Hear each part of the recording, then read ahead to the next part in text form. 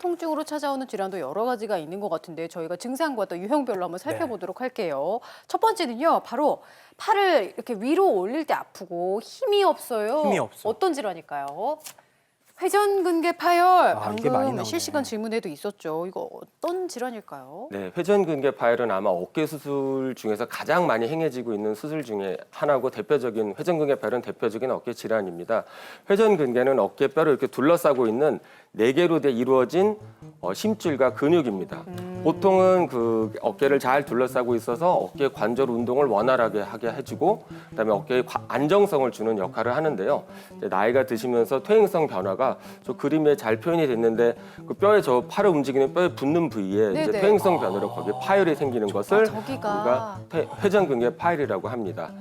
처음 말씀드린 대로 뭐 급하게 수술은 안 해도 되지만 네. 또 자칫 방치하다가는 이미 다 적절한 치료 시기를 놓쳐서 늦게 오시는 분들도 굉장히 많기 때문에 조기에 확인을 하시고 관리하는 것도 중요합니다. 어깨 통증 중에 회전근개 파열 초기나 또는 오십견과도 굉장히 혼동되고 네. 회전근개 파열과 오십견이 같이 동반되는 경우가 있어서 그래요? 그냥 단순히 오십견인 것보다 시간이 지나면 낫겠지 하고 방치되는 경우가 많아서 꼭 전문가에게 상담하시고 진료받으셨으면 좋겠습니다. 뭐 파스만 붙이다가 치료 시기 놓치는 일 없어야겠고요. 그다음 보시면 아픈 팔이 등 뒤로 돌아가지를 않는데요. 그러니까 이게 넘어가지 않는다는 얘기겠죠? 오십견 많이들 들어보셨을 것 같은데 이게 구체적으로 어떤 병일까요? 네, 오십견은 뭐 흔하게 오십견 앓는 분들이 많아서 많이 들어보셨을 텐데 좀 이제 혼동하시는 분도 많을 것 같아요. 오십견은 이제 임상 진단이어서 어깨가 6가지 방향으로 움직이거든요. 옆으로, 안으로, 앞으로, 뒤로, 회전 이렇게 움직이는데 이 방향에서 운동 범위 제한이 다 있습니다. 그래서 드는 것도 안 되고 이제 이것도 물론 안 드는 되고요. 것도 안 되고 뒤로 안 뒤로 되고 안 되고 특히 옆으로 하는 것도 안 되고 안 되고. 특징적으로 안 되고 뭐 하여튼 다 안 됩니다. 다 안 되면 이제 오십견을 진단할 수 있고요. 그 나이가 50대에 많이 생긴다고 해서 오십견이라고 했고 사실 맞습니다. 50대에 제일 많이 생기고 하지만 40대나 60대 뭐 70대에도 생깁니다. 이제 특징적인 환자가 불편해하는 거는 두 가지인데 통증과 운동 범위 제한이거든요. 네. 두 가지가 불편해하고요. 심한 경우에 이제 밤에 아파서 깨기도 합니다. 그다음 어깨 통증 한번 알아볼게요. 그다음은요. 어깨가 갑자기 심하게 아파요. 이런 경우 갑자기. 석회화 건염. 석회가 됐다면 돌이 생겼다는 뜻일까요? 네, 석회성 건염 또는 석회 건염은 어깨를 아까 말씀드린 회전근개에 있는 그런 어깨 심줄에 석회가 쌓여서 통증을 일으키는 병입니다. 보통은 40대 이후에 많이 생기는 것 같고요. 보통 이게 가장 특징적이라면 갑자기란 말씀을 드렸는데 이제 급성으로 오는 경우도 있고 만성으로 오는 경우가 있는데요. 급성으로 오는 경우는 별 이유 없이 정말 하루 이틀 사이로 잠을 못 이루고 아무리 늦은 한밤중에도 병원을 가지 않으면 못 버틸 정도로 굉장히 통증이 심해집니다. 그런 경우 저희가 이제 응급실에서 그런 환자가 닿지도 않았는데 왔으면은 석회성 건염이겠다 또는 석회 건염이겠다라고 생각을 하고요. 만성으로 오는 분들은 수개월에서 수년 동안 통증이 아주 심하진 않은데 없어지지 않은 그런 통증을 얘기하시는 분들이 있습니다. 그런 경우에는 만성 석회성 또는 석회 건염으로 생각이 되고 마찬가지로 전문가나 정형외과 선생님 찾아가지고 진료 받으시고 그에 따른 치료를 받으시면 될 것 같습니다. 그렇군요. 아니 근데 어깨가 어느 날 갑자기 아파서 응급실에 가야 한다 갈 정도라 그러니까요. 진짜 사실 저는 겁이 나거든요. 그쵸, 예. 근데 통증을 없애려면 어깨에 있는 돌과 석회를 빼야 되잖아요. 그럼 수술을 해야 하나요? 네, 윤 교수님. 대부분의 경우에는 석회가 얌전하게 있기 때문에 네. 굳이 건드리실 필요가 없습니다.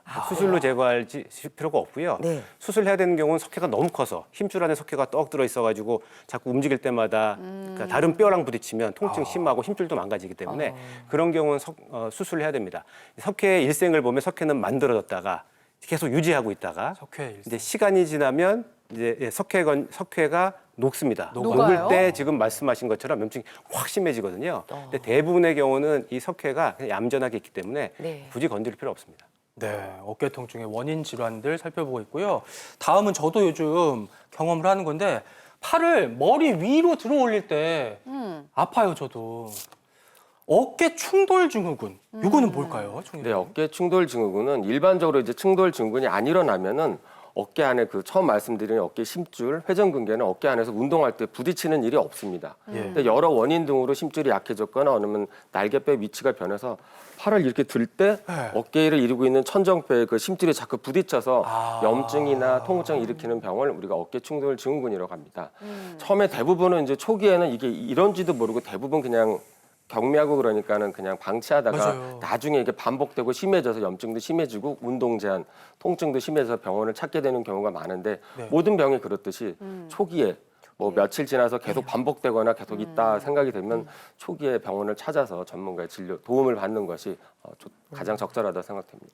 그렇군요. 어깨로 찾아올 수 있는 여러 가지 질환 알아봤고요. 그럼 여기서 어깨 통증 완화할 수 있는 운동과 스트레칭 한번 네. 배워보도록 하겠습니다. 윤 교수님 그리고 한희진 씨 다시 한번 앞으로 모실게요. 네, 어깨 스트레칭 3가지 해보고요. 또 회전근개 근력 운동 1가지 한번 해보겠습니다. 예, 예. 집에 이런 막대기가 있으면 또 좋고요. 네. 만약에 막대기가 없다고 하면 장우산. 긴 우산 같은 네. 거 가져가셔야 제가 됩니다. 긴 우산 할게요, 선생님. 네, 제가 하려고 했는데. 말씀하세요. 차이가 있나? 네. 네, 차이 없습니다. 어느 걸 하셔도. 이렇게 쓴 상태. 제가 먼저 시범을 한번 보여드릴게요. 어깨 넓이보다 약간 넓게 잡습니다. 아, 넓게. 자, 그리고 제가 이제 어깨 아픈 사람이라고 치고 지금 왼쪽 어깨가 아파요. 네. 그러면 잘 안 올라가겠죠? 네. 50견의 특징은 이제 옆으로 나가니까 잘 안 되는 거거든요. 네. 그래서 이렇게 잡고 이쪽 팔로 밀어주는 겁니다. 이렇게. 대각선 위로. 네, 옆으로 이렇게 스트레칭을 쭉 어우, 이게 해주는 많이 겁니다. 당기는데요, 선생님. 네, 네. 교수님. 이렇게 해도 네. 그래서 어디까지 하시냐면 네. 통증 참을 수 있을 때까지. 너무 무리하게 하시면 염증이 네. 나빠질 수도 있으니까 아, 그래요? 예, 조금씩 또 한번 쉬셨다가 쉬었다가 다시. 한번 더 천천히 한번 다시 이쪽으로 또 밀어보세요. 이렇게. 그렇죠, 그렇죠. 그래서 통증이 정도로. 참을 수 있는 정도까지. 이제 반대쪽으로 오른쪽으로 한번 해보실까요? 네. 그렇죠. 오른쪽으로 이쪽은 좀 아픈데. 쭉쭉쭉쭉 어우, 쉬. 쭉쭉 밀어줍니다. 네, 이거 네, 뭐 아픈 거 참고 그렇죠. 하면 안 되죠? 네, 더 염증 티났어요? 심해지니까 살살. 살살. 또 아프면 하기도 싫어집니다. 네. 진짜. 하기 싫으니까 살살 참을 수 정도까지 네. 하시고요. 그 다음에는 이제 또 50견 때 안 되는 동작이 이렇게 네. 뒷짐지는 동작이 안 되잖아요. 뒷짐. 이걸 한번 해볼게요. 뒷짐지는 네, 거. 이거는 막대기로 하셔도 되고요. 네. 아니면 집에 있는 수건으로 한번 해볼게요. 수건으로. 네, 수건으로 제가 만약에 네. 왼손이 불편하다. 네. 그러면 수건을 이렇게 잡고요. 이렇게 잡고 천천히 당겨주는 겁니다. 네. 요거 안 되니까 천천히. 이것도 아프기 전까지만. 저는 막대기로 해요. 막대기로 막대기 한번 해보실래요? 잡으시고 네. 한번 수건도 해볼까요? 있는데. 예. 네. 그래서 천천히. 위아래로. 천천히. 그렇습니다. 잘하시는 거예요. 천천히. 이것도 네. 살짝 참을 수 있는 통증이 있을 만큼만. 때까지. 약간 등 미는 것처럼 이렇게 그렇죠. 샤워할 때. 떼미는 맞습니다. 것처럼. 예, 뭐 샤워하시면서 한 번씩 미셔도 되고요. 네. 반대쪽도 한번 해볼까요? 긴 백타올 반대쪽은 있잖아요, 이게. 오른쪽을 잡으시고 네. 그렇죠. 원래 오른손잡이들은 오른쪽이 좀 더 어렵습니다. 정상적으로. 예. 천천히 해서 당기고요. 아프기 전까지. 예. 자, 이제 같은 건데 네. 이제는 수건 없이 손으로 한번 해볼게요. 손으로. 네, 오른손이 아프다고 하면 네. 왼손으로 잡으시고 네. 천천히 올려줍니다. 마찬가지로 천천히. 아. 네, 그렇죠. 천천히. 이게 잘 되시면 여기 손목을 잡으시면 네, 더 잘 손목을요? 되거든요. 손목을 네. 잡고. 잡으시면 천천히 올려보세요. 그렇죠. 아. 아프기 전까지만. 아프기 아프세요? 전까지만. 아프세요? 예. 참을 수 있는 데까지. 너무 네. 무리하지 마시고. 네. 자, 네. 그다음에 스트레칭 해봤고요. 이제 네. 근력 운동, 회전근개 근력 근력 운동 해볼게요. 집에 아령 있으신 분들은 한 1kg나 2kg 뭐 이제 원하시는 정도 따라 드시면 되고 네.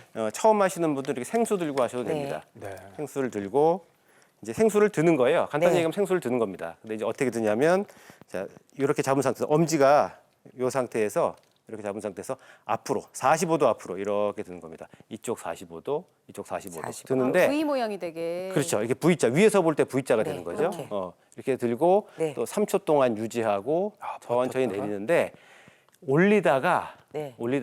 네. 아프면 하지 마세요. 그럼 힘줄이 걸리는 거거든요. 네. 회전근개 운동하려다가 회전근개가 망가집니다. 네, 하지 마시고 아프기 전까지만 하시고 네. 유지하고 내리고요. 그 다음에는 엄지를 위로 해볼까요? 네. 엄지를 위로 해서 또 한번 들어보세요. 천천히. 그렇죠? 네. 엄지를 위로 해서 네, 천천히 드시고 이것도 한 90도까지만 올리시면 됩니다. 그래도 이게 네, 힘들고. 유지하고 힘들어요. 천천히 내리고요.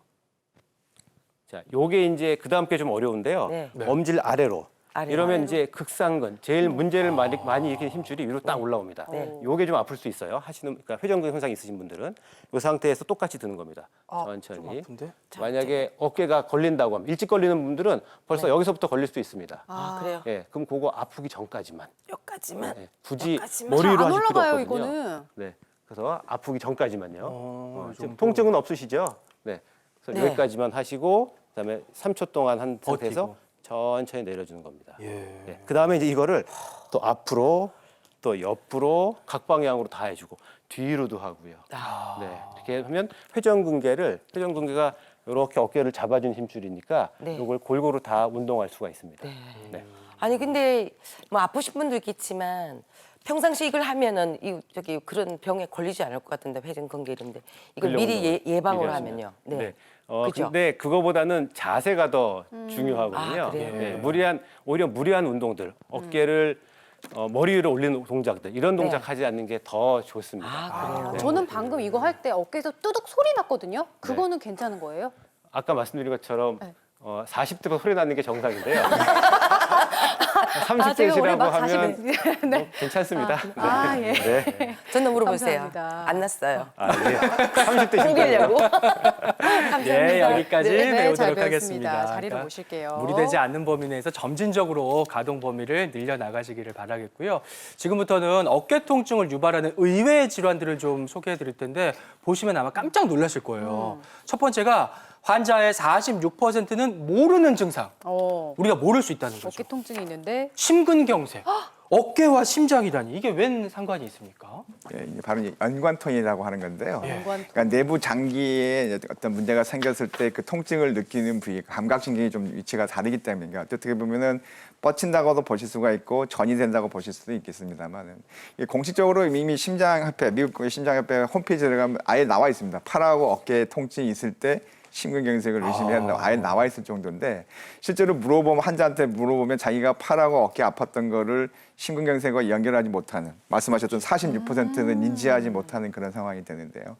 그러니까 평상시에 내가 이제 뭐 고혈압, 당뇨병, 이상 지질혈증 때문에 치료를 받고 계시거나 뭐 흡연 때문에 동맥경화증에 그런 문제가 있으셨던 분들께서 가슴에 통증을 느끼시는 경우는 대개 이제 조심을 하시고 혹시 뭐 이렇게 생각하지만 가슴에 통증이 심하지 않으실 수가 있습니다. 그러니까 보통 어르신 중에서 그런 경험들이 있으실 거예요. 그러니까 저녁 식사를 하시고 나서 좀 나 체한 것 같아, 나 들어가서 좀 쉴래라고 네네. 했는데 다음 날 아침에 맞아요. 돌아가시는. 그래서 안타까워요. 그러니까 이게 뭐냐면은 심지어 당뇨병 환자 같은 경우는 이 심근경색에 통증이 아예 없으신 경우도 있어요. 그러니까 그래서 오히려 가슴 통증 말고 약간은 체한 듯하다, 답답하다 하는데 동시에 식은땀이 좀 나실 수도 있겠고 그다음에 팔과 이 어깨 쪽으로 통증이 오실 수가 있는데 되게 또 하나 착각하시는 것 중에 하나는 심장이 왼쪽에 있으니까 왼쪽 어깨만 생각하시거든요. 이쪽이니까. 그렇지 않습니다.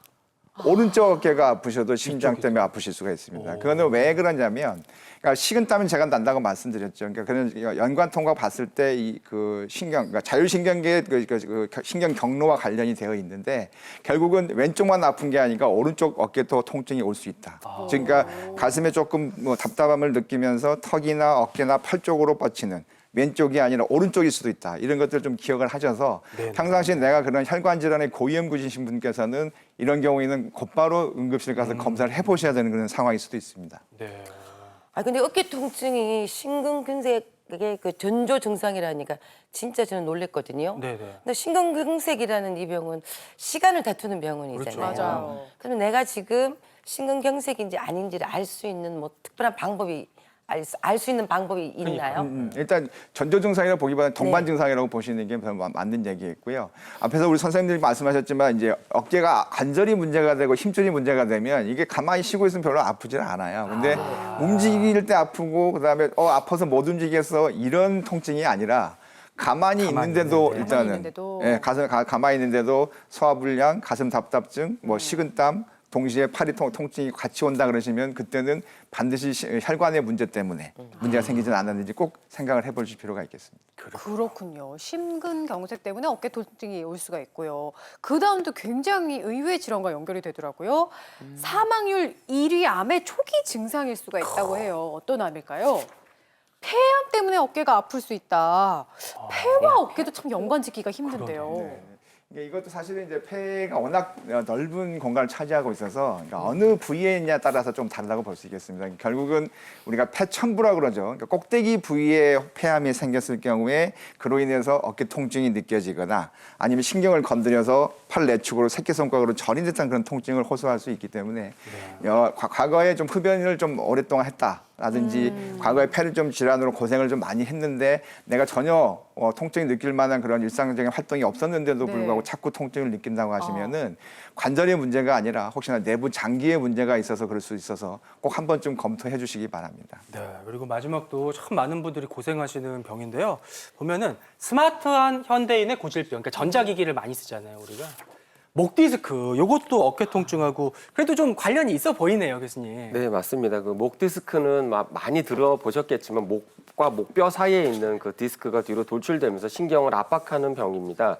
실제로 이제 제가 어깨 환자를 보면서 목이랑 어깨랑 이렇게 구분하기 참 어려워서 환자들도 목 문제인지 어깨 문제인지 구분하기가 어려운 경우가 많은데요. 그렇죠. 네. 뭐 100%는 아니지만 그래도 저희가 어깨에서 아픈 통증이라면 주로 이쪽 삼각근 부위가 아프고 목에서 오는 통증은 대부분은 이제 목을 지나서 날개뼈, 어깨 쪽지를 지나서 팔까지 이렇게 뻗치는 방사통이 있다 하면은 목 디스크를 의심해 볼 수가 있겠습니다. 그렇군요. 제가 아는 분이 목 디스크가 있어서 굉장히 고생을 하셨어요. 네. 특히 어깨가 아파서 밤에 잠을 자도록 못 주무신다 그러더라고요.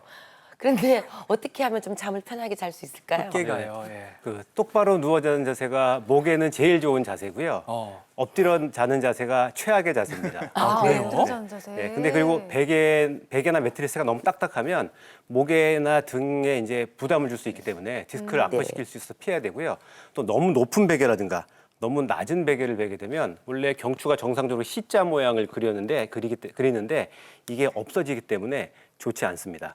그리고 경추 베개가 도움이 되고요. 경추 베개라는 건 경추 뒤를 이렇게 받쳐주는 베개고 커브를 경추 베개가 없다고 하면 수건을 말아서 목 뒤에 넣어가지고 쓰시면 되겠습니다. 네. 근데 똑바로 누워 자는 자세가 좋긴 한데 대부분의 사람들 한 60%에서는 옆으로 누워 자는 걸 네, 선호하거든요. 그럼 옆으로 누워 잘 때는 어떻게 하면 좋을까 생각해 보면 옆으로 누워 자서 누울 때 베개를 베면 고개가 떨어질 수 있어요. 맞아요. 그래서 옆으로 누워 잘 때는 약간 베개가 좀 높은 게 좋습니다. 그래야지만 오히려. 목을 이렇게 일자로 유지할 수가 있겠죠. 네. 네. 저희 이렇게 해서 오늘 어깨 통증, 등 통증 알아봤고요. 오늘 준비한 내용